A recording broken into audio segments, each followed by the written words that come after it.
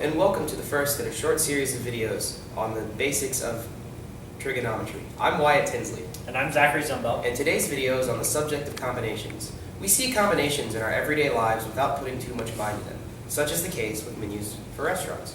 We obviously know that these have combinations on them, that is, a set of items that we can order, but we rarely begin to think about the fundamentals behind why we can have such a variety, allowing us to order multiple times without repeating combinations. We'll explain that after we run through what combinations are on an algebraic level. Combinations are the number of possible selections from a set of data in which order does not matter. It is denoted in one of two ways: NCR, which can be remembered by saying n total choose k, or n over k. Here, n is the total number of amount in the set, while k is the amount you were choosing from the set. For example, if you had a set of 5 numbers and you were choosing 3 from that set, the notation would be 5C3. Now, given the notation, all that is required to solve for a combination, by which I mean solve for the amount of possible combinations, is a formula which you can substitute in n and k. The parent equation is as follows: n factorial over the quantity n minus k factorial times k factorial. Adding the exclamation point does not mean you should do your math with vigor. It actually denotes a factorial where the given number is then multiplied by every preceding whole number through 1.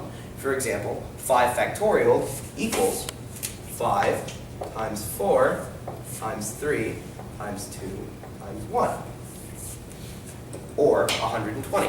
It should be noted that in the denominator, n minus k is in parentheses, meaning that it is not n minus k factorial, but rather the quantity of n minus k factorialized.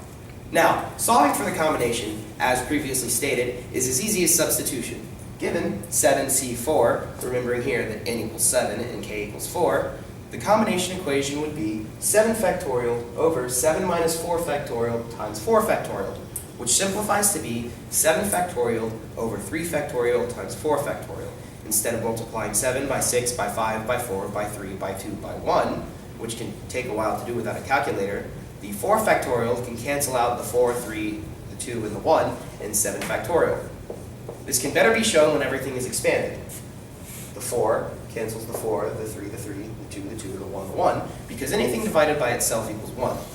In this case, the 1s aren't important to the equation, so they can be written out, resulting in 7 times 6 times 5 over 3 times 2. From the resulting multiplication, we're left with 210 over 6, which equals 35. Now, there are some important notes to remember about combinations. The first is that in the event your k value is greater than your n value, it can't happen. That isn't a thing. Now, another important thing to note is that 0 factorial will always equal 1. So, if your k value and n value happen to be equal, and n c k, it'll actually turn into n factorial over 0 factorial, which equals 1, times n factorial. When the n factorials cancel out, it becomes 1 over 1, resulting in an answer of 1. Now, if your choice is 0 for k, you will always have 1 once again. Now, that's a basic rundown of combinations, although their use in trigonometry will become clearer as you move through this unit. Until then, study and make sure you know your factorials.